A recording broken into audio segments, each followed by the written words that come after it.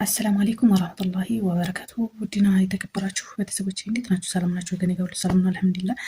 እስቲ ይህን ቴክስት እናንብበው እስቲ ማለት ነው። አንዳንዴ በሰው ሀገር ስንኖር ብዙ ጊዜ መቀመጥ የለብንም። ኮንትራትም ተሆነ እንመጣለን፣ ቦታም ገዛን፣ ቤትም ገዛን፣ በስማችን አድርገን መሄድ። በስማችን ያላደረግነው ቤት ብዙ መስዋዕትነት ነው የሚያስከፍለን። በወንድምም የሆነ ቤት በእህትም ሆነ በቤተሰብም ሆነ መጨረሻው ክደት ነው የሚመጣው። እናንተ እሱ በኖራችሁ ቁጥር እየተረሳችሁና ራሱ ትክክለኛውን መንገድ እየተናገራችሁ ይሄ አይደለም ይሄ አይደለም እያላችሁ ምን ይቻላል በአገር ቆይታ መጣ አብዲያ ነቅላ መታለች ነው የሚሏችሁ። ለአንድየው ማለት ነው የሚያዳምጣችሁ የሚሰማችሁ ሰው የለም።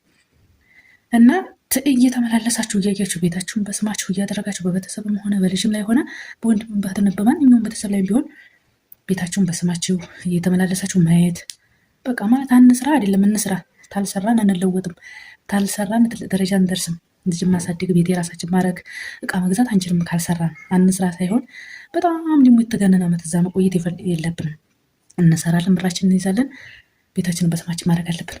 ብዙ ጊዜ እዛ ስትኖሩ በቃ ሰው እዚህ ያለ ሰው ፍቅሩ እየቀነሰ ብዙ ነገር በቃ ሰው እየተዋችሁ ነው የሚሄደው። እና አሁን ይህ ቴክስት አንብቤ እኔ እንጃ በጣም ነው ቀልቤን እንትን ያለው፣ ልቤን በጣም ነው የሰበረው። ወላሂ ላዚም ስንት ዓመት ሙሉ በስደት እንደዚህ ሆና ሰርታ እነሱ ሽጠው ተካፍለው በቃ ስመጣ የለም አሰላማቸው አስባችሁታል። እንደገና መጥቶ እንደገና ያን ያህል ዓመት ሰርታ መልዛ እዛ መስራት ህመም አለው፣ ድካም አለው፣ ብሶት አለው፣ ብዙ ነገር አለው። ይመስል ሰርታ እንደገና ቤት የምትገዛበት አቅም አይኖራትም።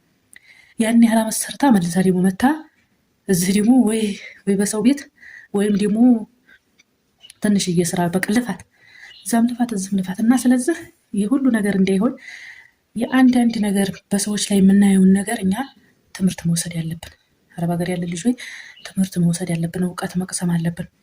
ከሌ እንደዚህ ሆነ እንደዚህ እንዳይሆንብኝ በቃ ማንኛውም ሰው አትመኑት። ወላሂ ላዚም ብራችሁን በእጃችሁ መያዝ፣ ስማችሁን በራሳችሁ ማድረግ ቤታችሁ ማለት ነው።